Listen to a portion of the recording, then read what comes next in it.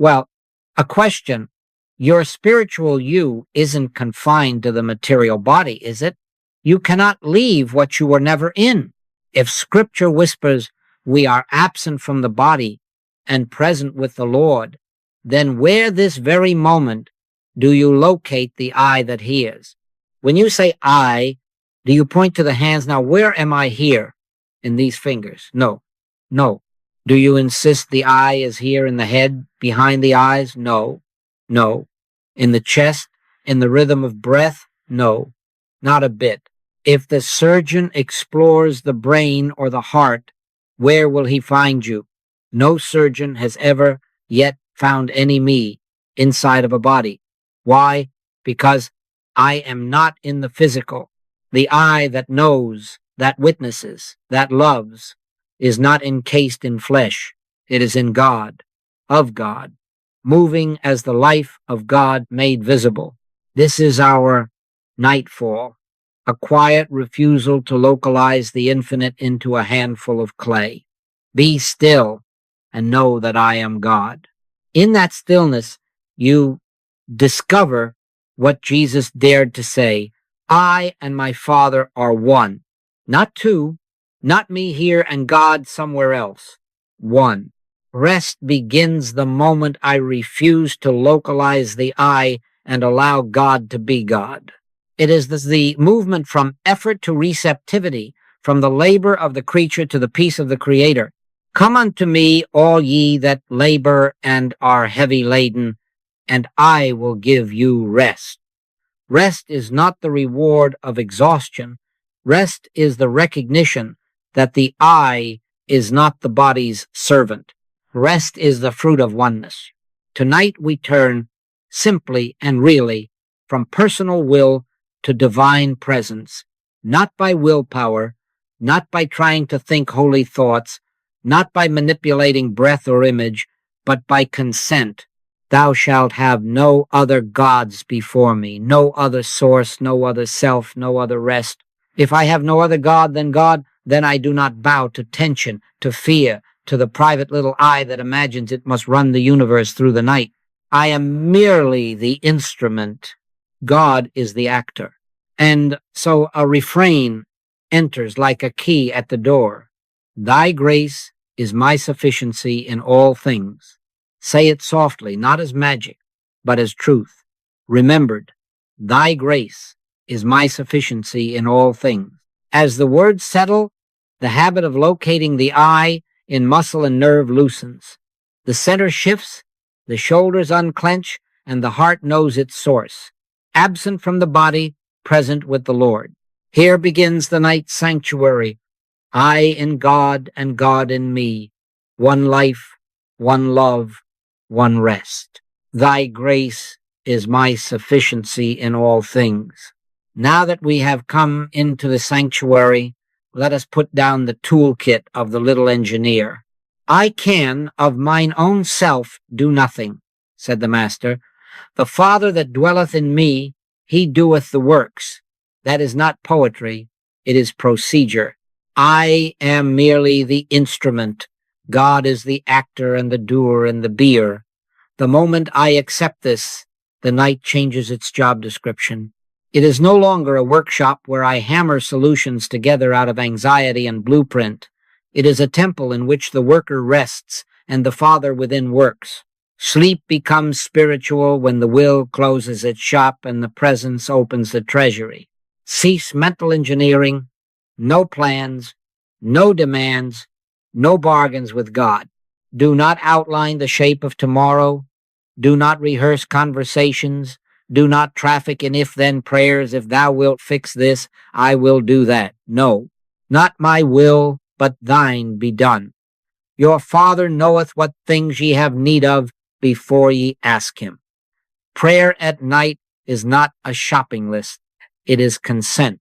It is the quiet admission, thy grace is my sufficiency in all things, not my cleverness, not my foresight, not my vigilance. Thy grace is my sufficiency in all things. Say it, and let every unspoken bargain dissolve in its light. The law that frees is one God, not two, no God called fear, no God called personal management. There can be no selfish purpose in a cosmic law. It does not yield to our manipulations. It opens to our surrender. So we reframe the night as holy employment receptivity. In quietness and in confidence shall be your strength. Not more thoughts, not better thoughts, fewer, desireless. We are not trying to generate a spiritual current. We are consenting to the current, that is. It is the Father's good pleasure to give you the kingdom. Then give him the pleasure, cease striving. The soul knows how to sleep when it is no longer supervising God. He giveth his beloved sleep, and in that sleep, not a void, but a living, silence broods, like spirit moving upon the face of the deep. The activity is real, but it is not ours. God is the actor. We are the transparency. As outcomes are released, you discover the operative presence already at work. How often have I gone to bed with a tangle and awakened to find the thread laid straight, not because I mapped it, but because grace acted where will relax. As surely as a fracture begins to knit when the bones are set, so harmony reveals itself when consciousness is set in oneness. My conscious oneness with God constitutes my oneness with all spiritual being and idea. In that oneness there is nothing to chase, only something to witness. So the refrain becomes our night watchman, thy grace is my sufficiency in all things. Let it stand at the door of thought. Let it keep out worry's itinerant merchants. Let it keep you simple. And then rest. The worker rests. The Father within works.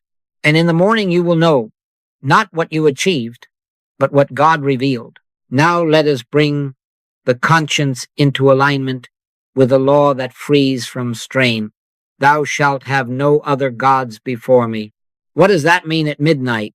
It means this: no God called fear, no God called money, no God called reputation or the opinions of men, no God called personal management. One presence, one power, one life. If, when you lie down, you have set two powers at war, God and circumstance, spirit and matter, love and fear, then you have decreed a wrestling match in your own bed. No, no. There is only one. Hear, O Israel, the Lord our God is one Lord. When there is one God, there is no second to resist, compete, or demand your vigilance. The strain leaves the breath. The temple is quiet. Alignment is not piety. It is physics of spirit. You violate 2 times 2 is 4, and you have invited confusion. Build a bridge on 2 times 2 is 5, and the bridge will teach you what the textbook could not. So too with the law of one. Violate it by fearing a second power, and you have called in the very anxiety you wish to escape. And then its twin commandment, love thy neighbor as thyself. Do not treat this as embroidery on religion. It is law impersonal, exact, inevitable. As you sow, so shall ye reap. If I sow rehearsals of injury as the head sinks into the pillow, I must reap the harvest of heat in my own chest. If I sow retaliation in imagination, I have planted nettles in my own bedclothes. But if I sow release, Father, forgive, Father, bless, Father, be thou the life of this one, then I have planted peace in my own consciousness, and the harvest is rest. This is not sentiment. Perfect love casteth out fear. Love, not my emotional affection, but the recognition that my neighbor's true life is God, and my life is God, and therefore there is no contest. My conscious oneness with God constitutes my oneness with all spiritual being and idea. Therefore, I do not need to fix, persuade, or outmaneuver a neighbor. The law itself adjusts the human picture when I withhold interference and give consent to love. Some of you will say, but what of justice? What of setting things right? Leave that to the activity of the Father within. Do not bring a hammer into the sanctuary. Vengeance is mine, I will repay, saith the Lord. When I step aside from judgment, I step out of the defendant's chair as well. When I want nothing, you have, and you want nothing I have, there is no possibility of a war. This is the arithmetic of heaven. It governs traffic in consciousness as surely as a red light governs traffic on the street. Obey it and there is flow. Violate it and there are collisions. You cannot cheat a cosmic law without paying its exact tuition in unrest. So tonight, before you close the eyes, quietly dethrone every substitute god. Name them if you must: fear, money, reputation, and let them go. Then gather every face that troubled you and lift it into love, without an agenda. Father, be thou the life of this one. Thy grace is my sufficiency in all things, for me, for them, for this whole concern. Not a bit of strain is required when one is all. In that alignment, the inner bearings are true, the heat of friction subsides, and rest comes of itself. Absent from the body of opinions, present with the Lord of love, we sleep under law, and the law keeps the night. Now make the bed an altar by removing everything that claims your worship. There is no occult reason for any posture or arrangement, only one of physical comfort that lets you forget the body. He maketh me to lie down in green pastures. Then let the room become that pasture. Darken it or soften it. Draw the curtain or dim the lamp until edges blur. Quiet the intrusions. Let devices rest out of reach, truly out of reach. Do not tuck the little idol under the pillow. Put it in another room if you can. Thou shalt have no other gods before me. A god that blinks and chirps in the night is a divided altar. Give the night to God. Lie or sit so the hands and arms are relaxed. Do not grip the covers as if holiness must be held. Do not clasp the fingers in a sacred knot. Never strain for a pose you saw in a book. There is no sacrament in discomfort. If you are in a chair, let it be low enough that the feet find the floor without reaching. Let the hands rest, not pressed, not propped, not tensed, simply resting. If you are in the bed, let the shoulders sink. Place a small pillow beneath the knees if the back asks for it, and allow the jaw to unfasten. In this position, with the eyes closed, become virtually unaware of having a body. Not because the body is evil, no, but because we are absent from the body and present with the Lord. We are not here to tune muscles. We are here to consent to presence. Let the last glance at the clock be the last. Do not make a covenant with minutes. Time is not your keeper, God is. Take no thought for the morrow. To watch the clock is to appoint yourself supervisor of the universe. Relinquish that office. If a thought whispers, "How many hours will I get?" answer it once. Thy grace is my sufficiency in all things. Enough rest, enough restoration, enough, and then let it go. You are not paid by the hour in the kingdom. You are fed by grace. Keep it simple. Fresh air, if possible. A cover that is neither too heavy nor too light. The weight that lets the breath forget itself. No incense to conjure. No crystal to command. No ritual to manipulate. Spirit, God is the actor and the doer and the beer. We are merely the instrument. The simpler the frame, the clearer the picture. As a violinist quiets the room before the note, so we quiet the night before the silence. Make comfort simple, so attention may slip from body to presence. Then, without strain, let the altar do its work. He giveth his beloved sleep. Now, in such quiet, take up the password of the night. Speak it softly, not as if you must make it work, not as if you must hurry it to do something for you, but as one who knows a door and places a key without haste. Thy grace is my sufficiency in all things. Do not force it. Do not load it with projects. Let the words be simple, like breath that does not need your management. Thy grace is my sufficiency in all things. Say it again, but slower, and let the syllables thin out until they are felt more than said. Between the words, Let there be room for God to be God. Thy grace is my sufficiency in all things. And then let there be an interval. Do not rush to fill it. Be still and know that I am God. The interval is not a pause in prayer.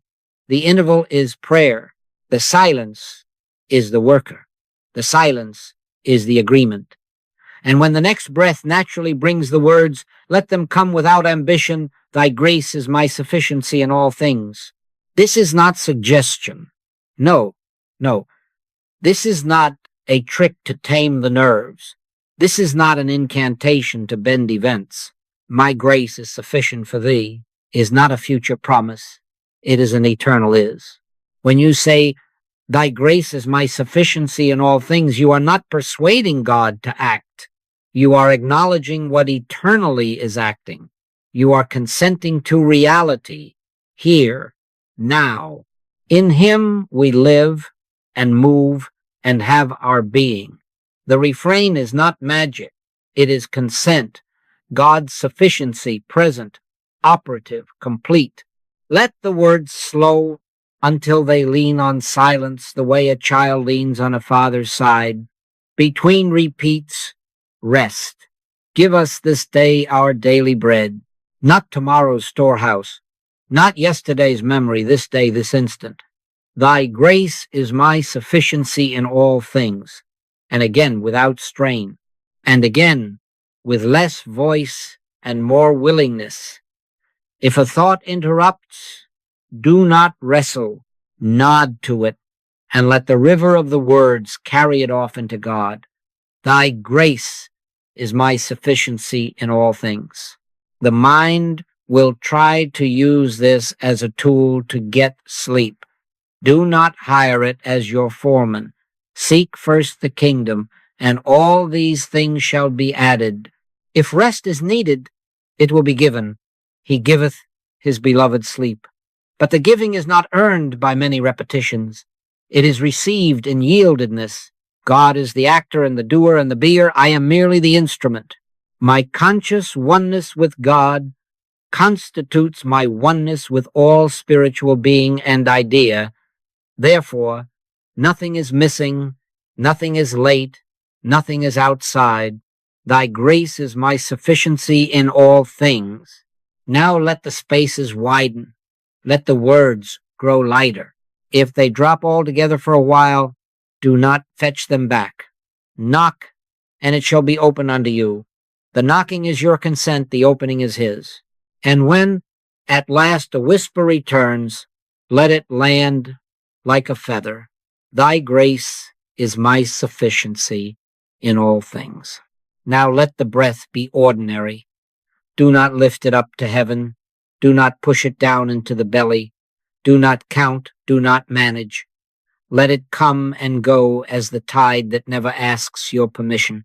The willingness now is desirelessness. No request for a result. No contract with God for a feeling.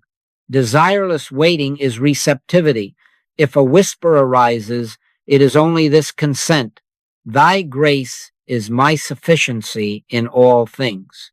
And even that, when it has done its work, may step aside and let silence be the prayer.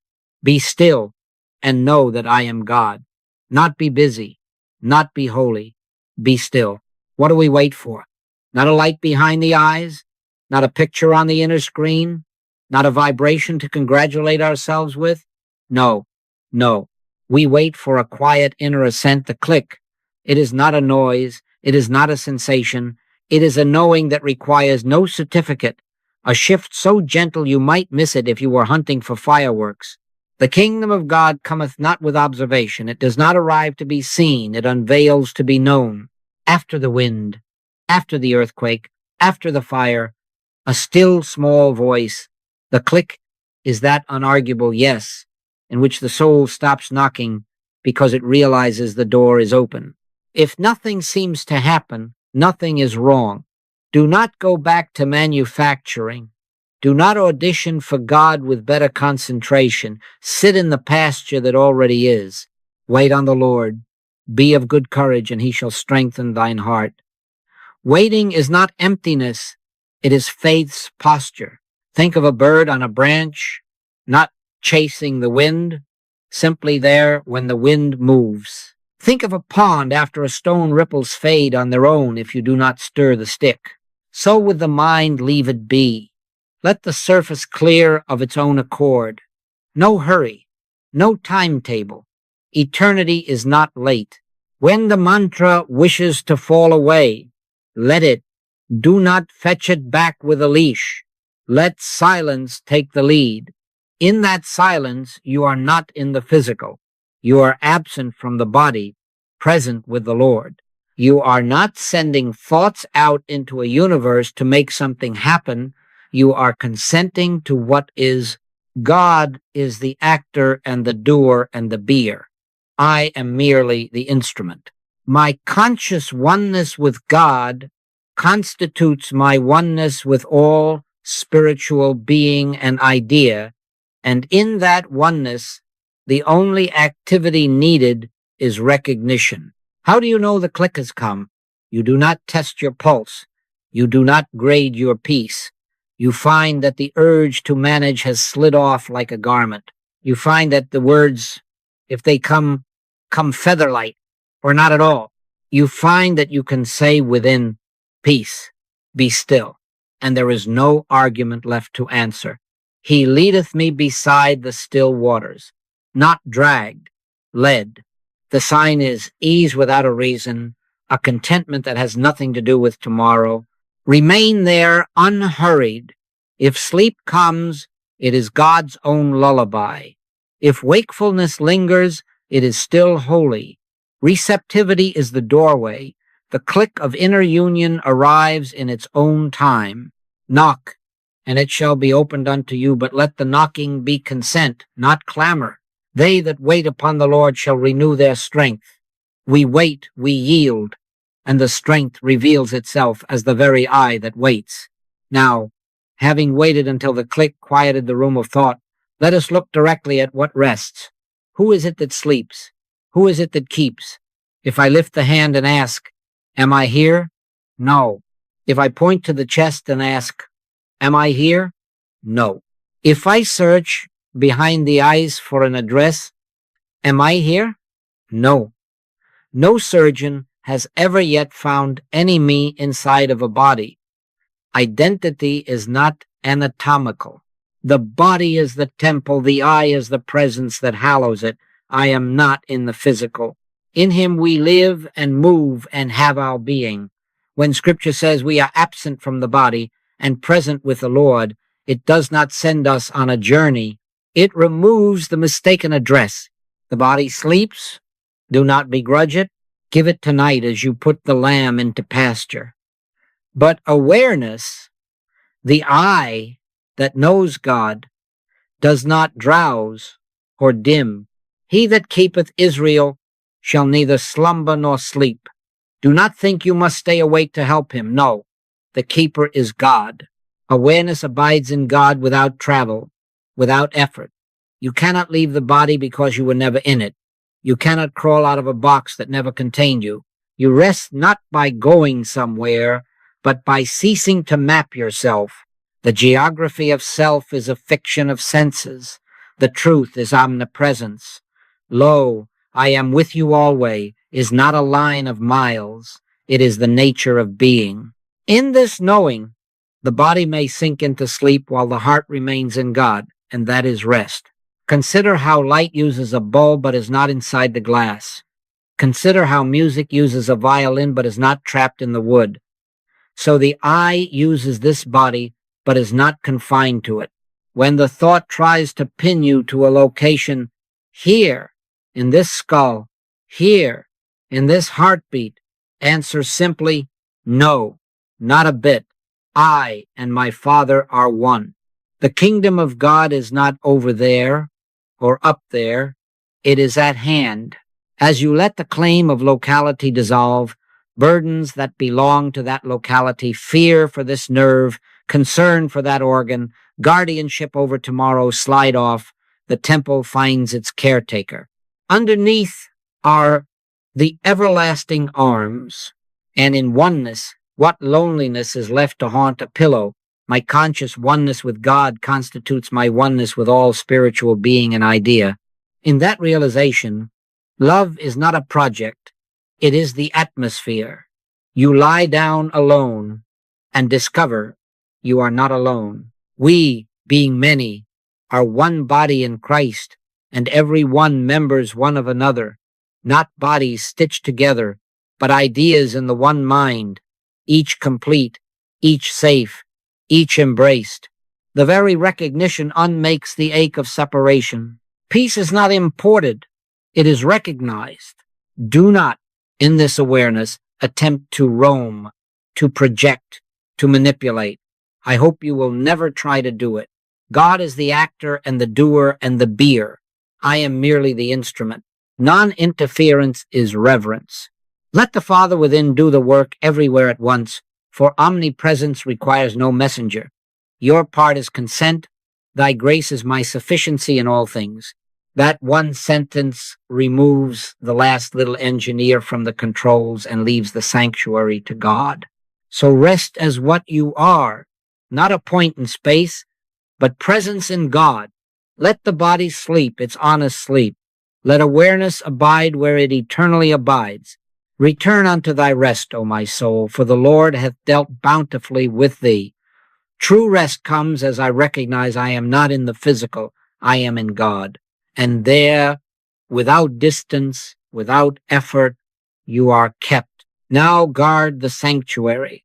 In the dark, when love for a friend stirs, when fear for a child rises, the old habit will try to recruit you into management, sending thoughts across miles, pushing a result into another's life, willing a change in their body or mind.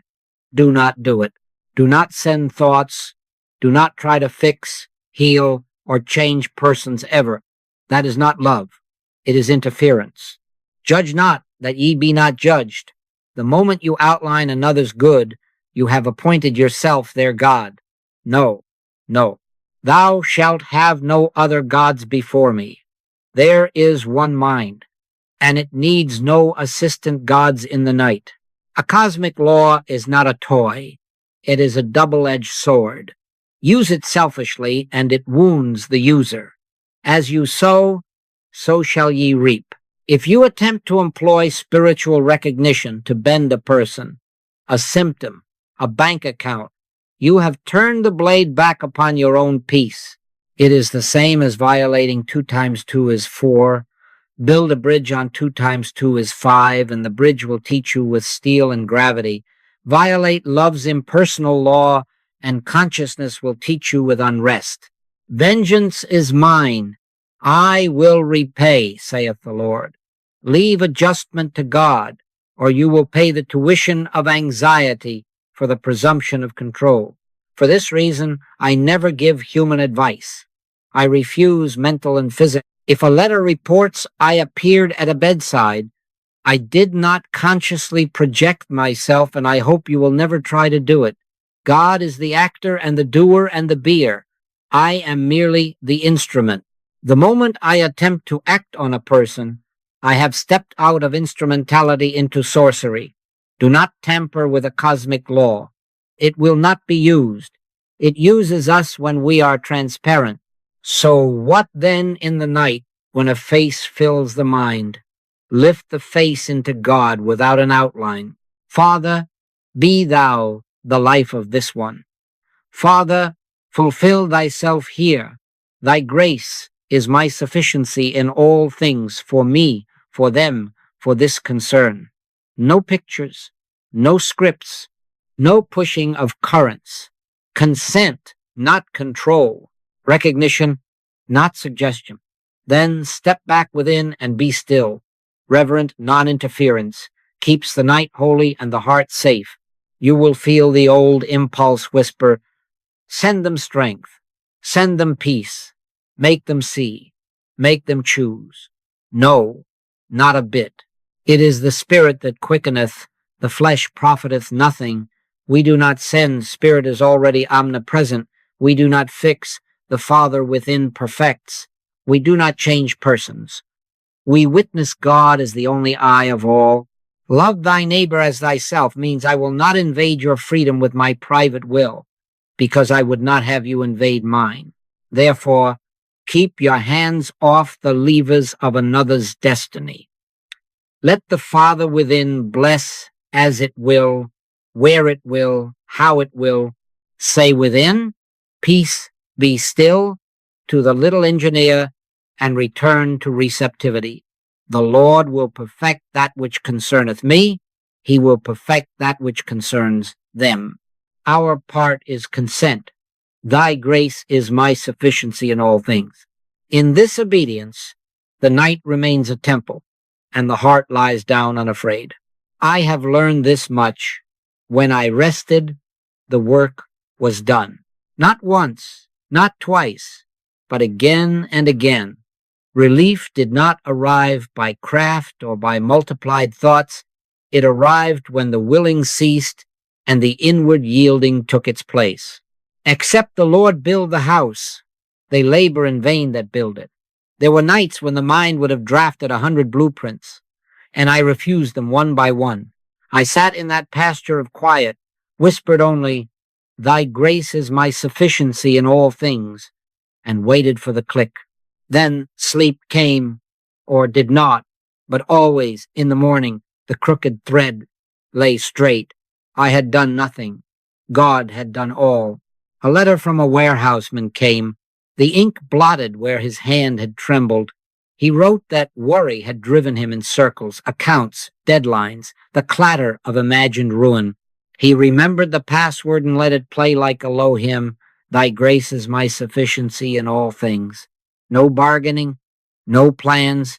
He said there was a moment, slight as a feather touching the palm, when the grasping simply dropped. I did not make it drop, he wrote. It was as if a hand lifted it off. Morning brought no fireworks, only a call that softened an adversary, a path that had not been visible from the height of his agitation. He said, I know now what you mean, not by might, nor by power, but by my spirit, saith the Lord. I rested, and the work was done. Another came from a nurse who sat beside a restless loved one through the small hours. The impulse pressed to coax, to fix, to interfere, but she remembered our law of non-interference. She turned within and said only, Father, be thou the life of this one. Thy grace is my sufficiency in all things. No pictures, no scripts. It seemed nothing, she wrote, but the room became kind. We ceased being at each other, and the quarrel of fear subsided. Later, she added, the conditions that had been heated quieted of themselves. She had not sent a force, she had consented to presence. It is the spirit that quickeneth, the flesh profiteth nothing. There was a man who wrote that for years sleep had fled him as if the night were a court in which he must plead his case. He took the refrain as his whole argument and dropped every exhibit. Thy grace is my sufficiency in all things. At first, he accused the words of failure. Then he stopped accusing and consented. I don't know when it happened, he said, but I woke to sunlight without a scar of struggle in me. He wrote, I see now why you say, my conscious oneness with God constitutes my oneness with all spiritual being and idea. When I yielded, oneness worked, and I did not have to. Beloved, do you see the point to which all this evidence returns? Grace acts where will relaxes. Stand still and see the salvation of the Lord. I did nothing, God did all. Not because of any merit, not because of special favor. God is no respecter of persons, but because the law of spirit is impersonal and present. The same law that moved in those nights is present in this one. The same sufficiency that quieted those rooms fills this room. Let hope rise, not as a wish, but as recognition. Attend only to this. Thy grace is my sufficiency in all things. Say it once, and let it be true. Say it twice, and let it work without your help. And when the click comes, rest The worker rests. The Father within works. Now let peace repeat you to sleep, not by argument, not by effort, but by identity acknowledged until it sings itself beneath the words. I and my Father are one. Let that be the bell that calls the soul to its bed. We are not trying to feel a feeling. We are consenting to what is. So quietly, as if you were tucking a child beneath a warm cover, say within, in my oneness with God, I find my completeness. Then let there be an interval, and in the soft after silence, whisper, Thy grace is my sufficiency in all things. Again, without haste, as one who knows the pasture is already spread. In my oneness with God, I find my security. Pause now. Let the truth stand without your fingers propping it up. Underneath are the everlasting arms. The Lord is my shepherd. I shall not want. Then, Featherlight, thy grace is my sufficiency in all things. Do not reach for evidence. Let the law of spirit bear its own witness. No, no, do not test the branch. Sit upon it and be kept once more, and let the cadence deepen. In my oneness with God, I find my peace, my joy, my fulfillment. Leave a space wide enough for heaven to breathe through it. Peace I leave with you, my peace I give unto you. The joy of the Lord is your strength. Of his fullness have all we received, and grace for grace. After the stillness, say so quietly you scarcely hear it, Thy grace is my sufficiency in all things. Feel how the words begin to lean on silence, and the silence bears them without strain. Add nothing clever. Keep to the simple fare that nourishes. In my oneness with God, I am not in the physical. I am kept in presence. Rest a moment in that delocalized I, absent from the body, present with the Lord. Then only thy grace is my sufficiency in all things. In my oneness with God, nothing is outside, nothing is missing, nothing is late. Rest again. Thou wilt keep him in perfect peace, whose mind is stayed on thee. And then, barely a breath, thy grace is my sufficiency in all things. If a thought argues, but what of tomorrow? Answer it once with identity, never with plans. In my oneness with God, tomorrow is God's, as this instant is God's. Let silence seal it. Take no thought for the morrow. Thy grace is my sufficiency in all things. If memory knocks with shame or pride, do not open the door. In my oneness with God, I stand forgiven. I stand free. Interval. Thy grace is my sufficiency in all things. Now let the sentences grow light, like snow that stops falling yet leaves the world quiet. My conscious oneness with God constitutes my oneness with all spiritual being and idea. Interval. Thy grace is my sufficiency in all things. Let the refrain and the silence mingle until you cannot tell which is speaking. When the click steals in, do not salute it. Simply rest. He restoreth my soul. Return unto thy rest, O my soul. And as the temple of the body yields to sleep, remain what you are kept complete, secure, while the Father within doeth the works. If, after the stillness has begun to fold around you and the temple of the body has started to yield to sleep, the old troop returns at midnight, yesterday's replaying, tomorrow's rehearsing, do not turn soldier and make war on the mind. No, no, be father to it. Be mother to it. The mind learned for years to be supervisor of the universe. It will try again. Notice it gently. Forgive it freely. How oft shall my brother sin against me, and I forgive him? I say not unto thee until 7 times, but until 70 times 7. You have as much right to forgive yourself 70 times 7 as to forgive your neighbor. Do not scold, do not shame. Simply recognize and then return. If fear speaks its argument, what if it's acknowledge its presence without signing its contract? If plans begin to plot the schedule, the reply, the clever defense, see the scribbles and do not pick up the pencil. Let thoughts pass through as clouds across a steady sky. You are not the cloud. You are not in the physical. You are the sky of awareness in God, unchanged by shapes that drift and thin. Say within, peace, be still. And then, without wrestling, whisper once more the password that does not strive. Thy grace is my sufficiency in all things. Interval, rest again. Do not argue with thoughts. Argument is the handshake that seals their visit. Do not try to be empty. Trying is a kind of noise. Be simple. Be kind. Be still, and know that I am God. If a sentence tries to bait you into a debate, answer once with identity. In my oneness with God, I am kept and let it go. The stream clears when the stick is not stirring it. Kindness to the wandering mind keeps the channel open to grace. Harshness kinks the hose.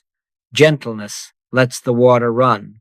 If memory returns with an old fault, do not stage a trial at midnight. Neither do I condemn thee. You have authority to echo that. Neither do I condemn myself. 70 times 7, release. Then place the whole bundle into God. Father, fulfill thyself here, and only as breath, thy grace is my sufficiency in all things. We are not fixing the mind. We are consenting to presence. God is the actor and the doer and the beer. I am merely the instrument. If the body rustles, if a nerve protests, if the room creaks, and the senses nominate you as custodian again, smile inwardly at the nomination and decline the office. Absent from the body, present with the Lord, let the temple be the temple, and let the I remain the presence that hallows it. My conscious oneness with God constitutes my oneness with all spiritual being and idea. Therefore, nothing outside needs my midnight management. Cast all your care upon him, for he careth for you. And if for a little while the mind circles back, practice the same mercy the Master practiced. Notice, forgive, return, never force, never bargain, never measure. Whisper once more, softer, slower, lighter. Thy grace is my sufficiency in all things. Interval, rest again. Leave the night holy with kindness, and the Father within doeth the works. When the eyes first open, before the world takes your name in its mouth, let the first word be gratitude, and I thank you. Not for a thing, for being. This is the day which the Lord hath made. We will rejoice and be glad in it. Do not reach for the world. Reach inward and recognize, I and my Father are one. I am not in the physical. I am in God. Underneath are the everlasting arms. Let that be the seal on your first breath, and the day will rise already blessed, not because the weather says so, but because the law is one and already present. Now carry the law as you stand. Thou shalt have no other gods before me. Love thy neighbor as thyself. This is not a morning motto. It is the architecture of safety. Do not grant power to headlines, to balances, to symptoms. No, no.